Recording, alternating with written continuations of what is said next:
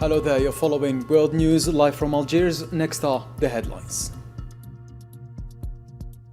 Algerian President Abdelmadjid Tebboune has declared 3 days of national mourning after 27 people were killed in a passenger bus crash in Boumerdès province. Prime Minister visited the victims and called for maximum medical care to be provided to those injured in the tragedy.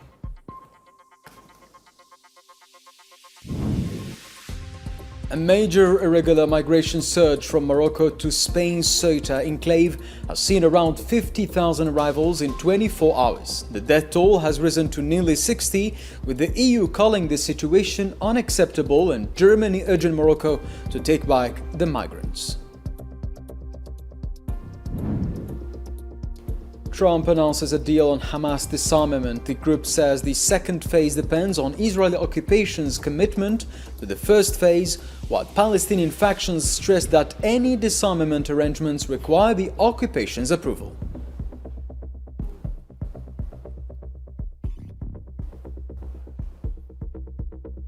Welcome to the details of our program. First in our news, President Abdelmadjid Tebboune has declared 3 days of national mourning beginning Friday following a fatal passenger bus accident in the eastern province of Boumerdès near the capital Algiers.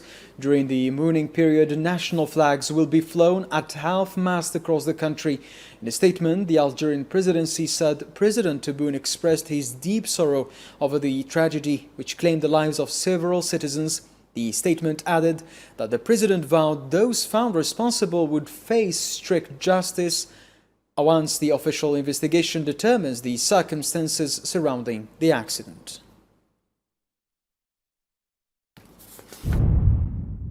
It's with profound sorrow and sadness that I received the news of the tragic road accident in Boumerdès province, which claimed the lives of a number of Algeria's sons and daughters due to the criminals and the terrorism of the roads. Justice will strike with an iron fist and without leniency once the investigations reveal the circumstances surrounding the accident. In the face of this grave tragedy, which has shaken our hearts, we bow in reverence before the souls of all the victims and extend to their families our deepest and sincerest condolences, praying to Almighty Allah to cover them with His mercy and grant them, on this Friday, the highest place in paradise, alongside the truthful and the martyrs. We also pray for the speedy recovery of those injured in this painful accident. On this painful occasion, I declare 3 days of national mourning, starting from today, during which the national flags shall be flown at half-mast throughout the national territory. Meanwhile, Algeria's Civil Protection Authority has announced an updated death toll from the tragic road accident involving a passenger bus that veered off the road and overturned in the province of Boumerdès. In a statement released Friday evening, the authority said the number of fatalities had risen to 27, while 42 others were injured, some of them seriously. The injured were treated at the scene before being transferred to several hospitals for further medical care. The bodies of the victims have been taken to the local morgue.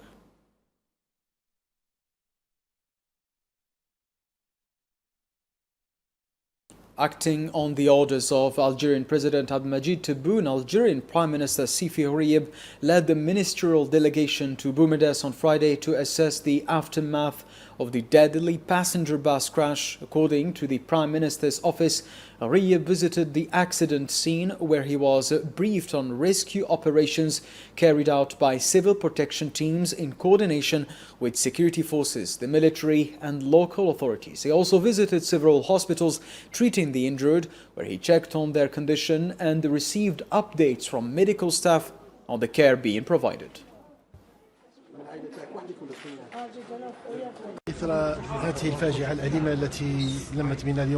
Following the tragic incident that befell us today, on this sad day, and upon the instructions of the President of the Republic, I traveled along with a group of ministers to inspect the scene of the accident. We then visited the hospitals of Boumerdès, Izmirli, Mustafa Pasha, and Bab el-Wed to take stock of the health condition of the injured, where all the necessary instructions were given to ensure the optimal care of the injured.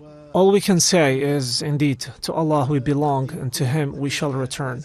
I extend my deepest condolences to the families of the victims of this tragedy. Finally, I make one last call to bus drivers. The lives of the passengers are a responsibility on your shoulders. In another development, Spain's Interior Ministry said more than 48,300 of the 50,000 migrants who entered Ceuta from Morocco have returned by Friday afternoon. The returns took place at a rate of around 150 people per minute, while thousands remained in parts of the enclave with no clear destination.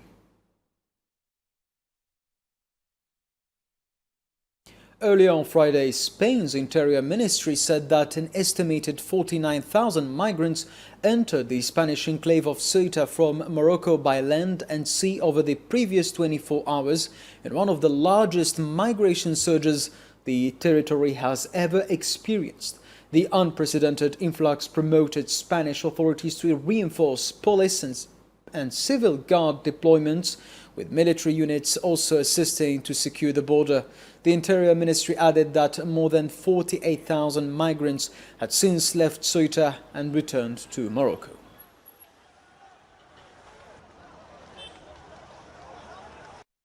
Spanish authorities said on Friday that the death toll from the mass migration surge had risen to 57. Ceuta's regional president Juan Jesus Vivas said some of the victims drowned while attempting to reach the enclave, while others were crushed as they tried to climb the breakwater supporting the border fence.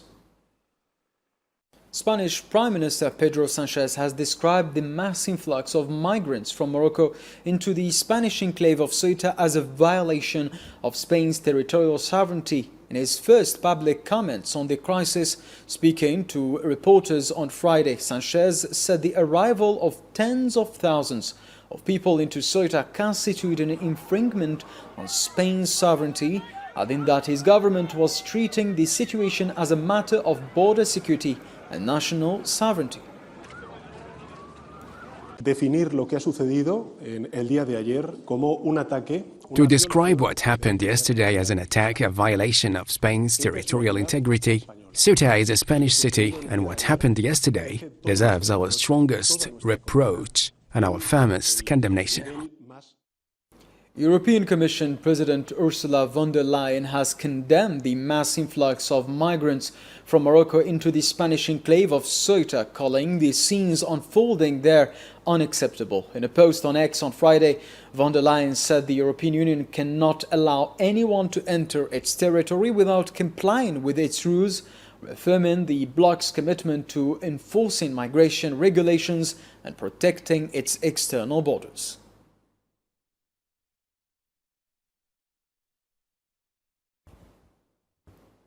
And in the same context, German Chancellor Friedrich Merz has called on Morocco to immediately take back the undocumented migrants who crossed into the Spanish enclave of Ceuta. Speaking to reporters on Friday, Merz said Spain must regain control of the situation in Ceuta as quickly as possible following the arrival of tens of thousands of people from Morocco. He also welcomed Madrid's pledge to prevent undocumented migrants from entering mainland Europe.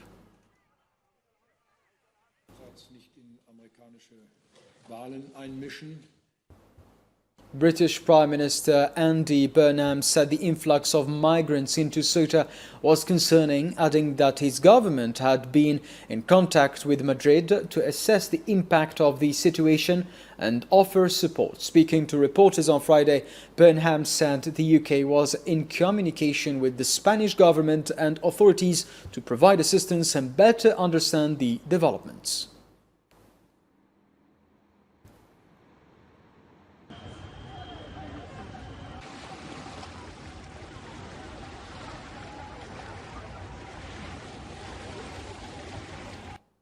Spanish Prime Minister Pedro Sánchez has urged European leaders not to allow divisions to emerge over the migrant crisis in Ceuta, following sharp criticism from several officials. In a post on his X account on Friday, Sánchez said the situation requires continued efforts to build a strong and unified European Union.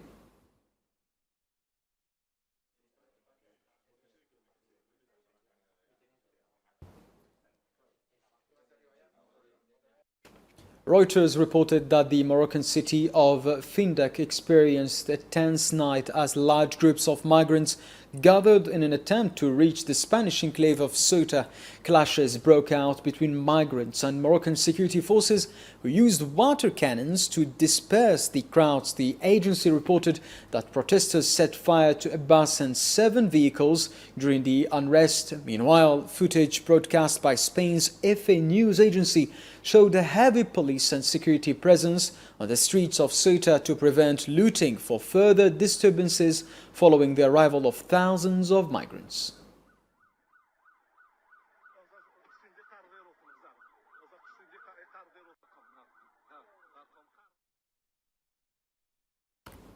Hundreds of young Moroccans have voiced frustration over poor living conditions, limited jobs and a lack of opportunities after attempting to reach Spain's Ceuta enclave by swimming and crossing border fences. Some migrants said economic hardship, rising costs, restricted rights and social media rumors about easier access to Ceuta have fueled the growing desire among youth to leave Morocco.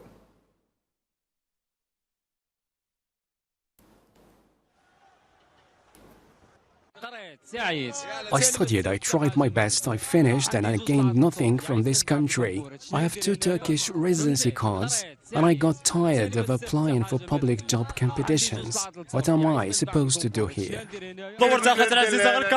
Brother Aziz, just turn the camera around. Turn the camera and look at all these people. God bless. Look at how many people want to risk their lives. All the youth. People are crushed. Only God knows what they are going to go through.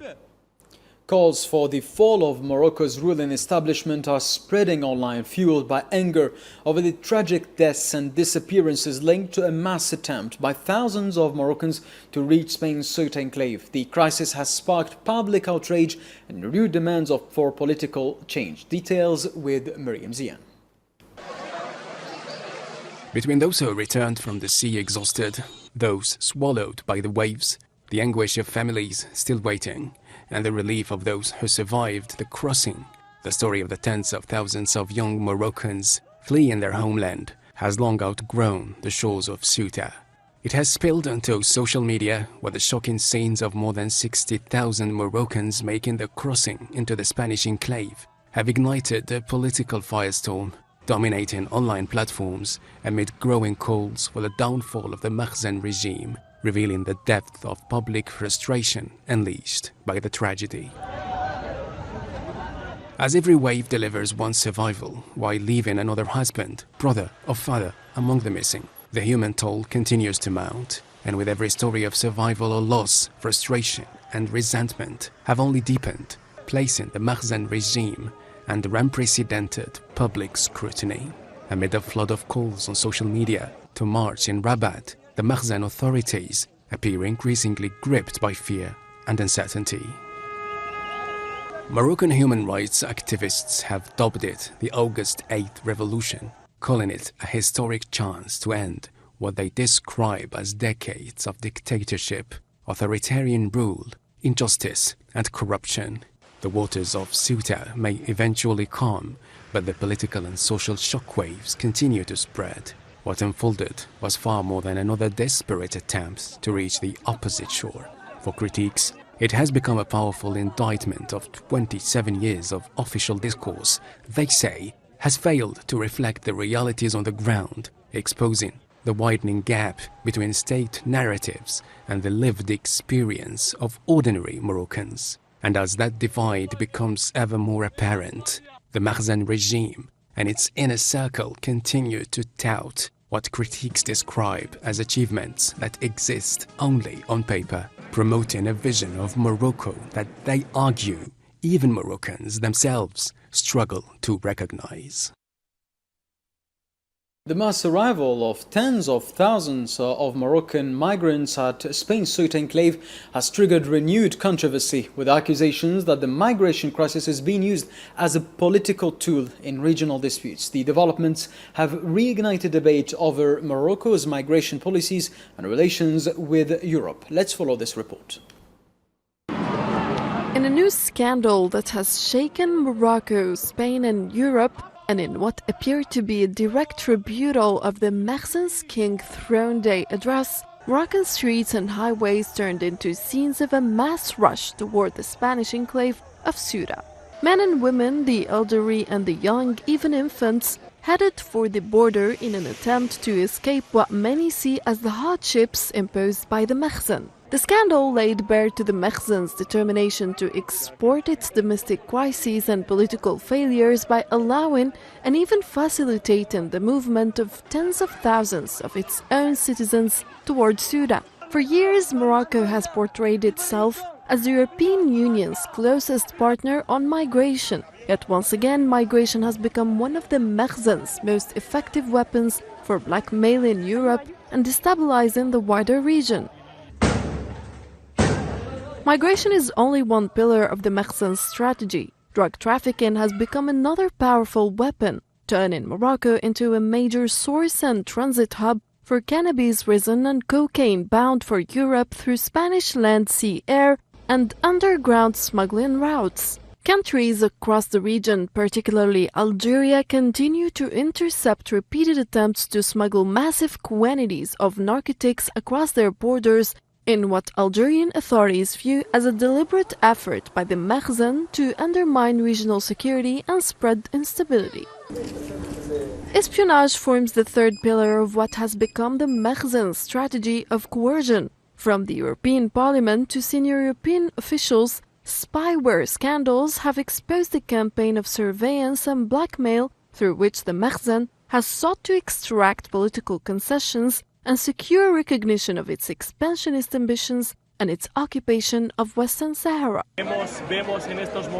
Migration, drug trafficking and espionage have become the three pillars of the Makhzen strategy. Backed by its alliance with the Zionist entity, Morocco has spent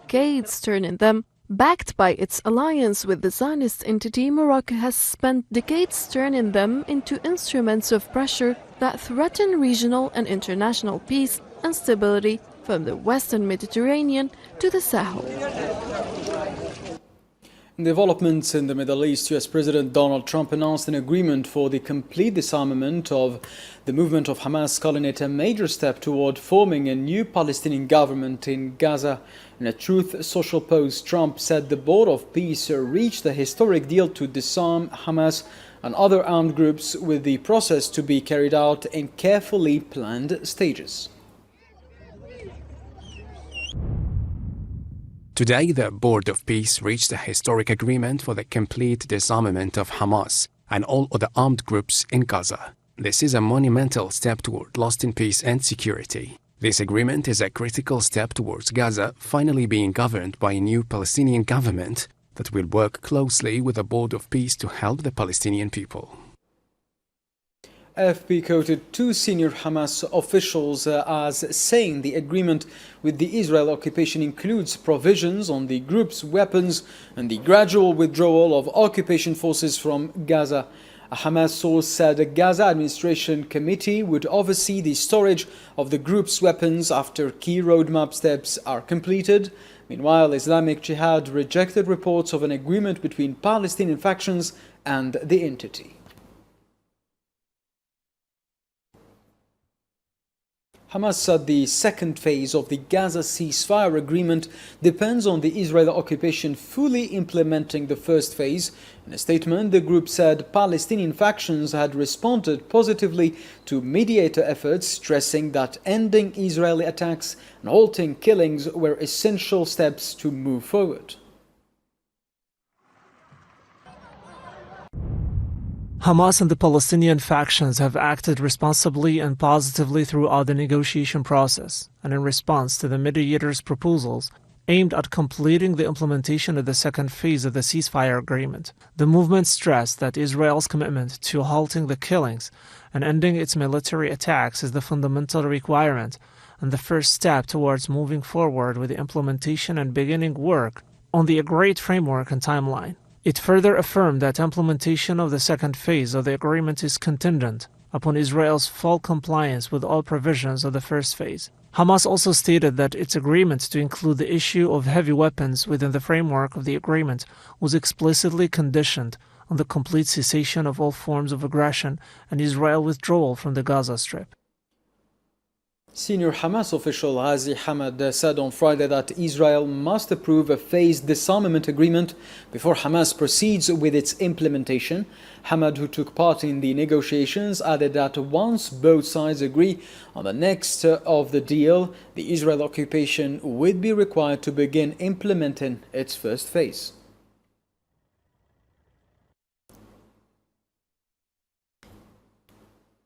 EU Foreign Policy Chief Kaja Kallas said that the Israeli occupation must ultimately withdraw from Gaza. In a post on X on Friday, Kallas said a proposed peace agreement for Gaza would be a constructive step if fully implemented. She added that many elements must come together for the deal to succeed, stressing the need for full commitment from all parties involved.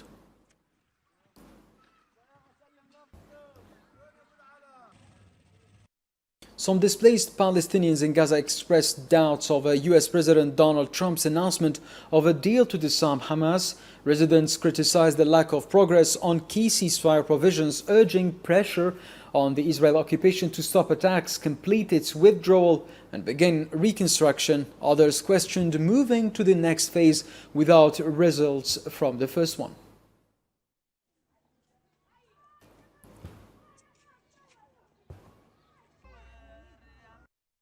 US President Donald Trump warned on Friday that the US would launch very powerful strikes against Iran, while saying a deal with Tehran remained possible despite a loss of trust. Speaking at a Camp David, Trump claimed previous strikes had severely damaged Iran's military capabilities, including its navy and drone programs, though he acknowledged Iran still retained some military capacities. Their missiles have been largely, they have some left, but they have far fewer than they had 4 or 5 months ago. Their manufacturing capacity is almost gone. The drone capacity is almost gone. They're very few, but they have some. If they have one, that's too many as far as I'm concerned. Iran said its forces launched explosive drone attacks on US military facilities in Bahrain and Kuwait as part of the latest phases of Operation Thunderbolt. Iranian media reported that the strikes targeted infrastructure, including power systems, communications facilities, aircraft hangars, and storage areas at US bases.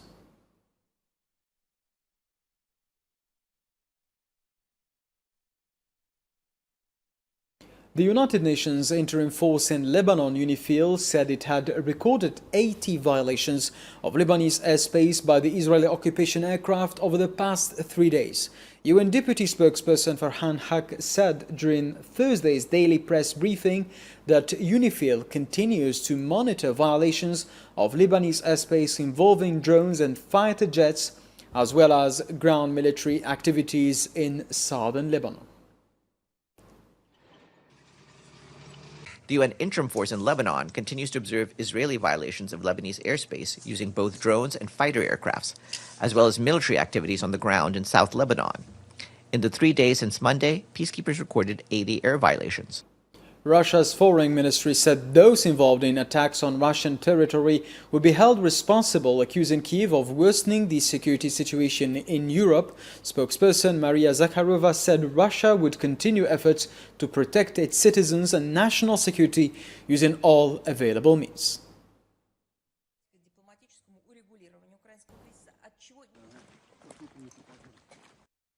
US President Donald Trump said Washington must be extremely cautious about granting Kyiv a license to manufacture Patriot air defense missiles. Speaking from Camp David on Friday, Trump said careful consideration was needed before allowing any party to produce Patriot missiles, adding that the United States had not approved Ukraine's request to manufacture them.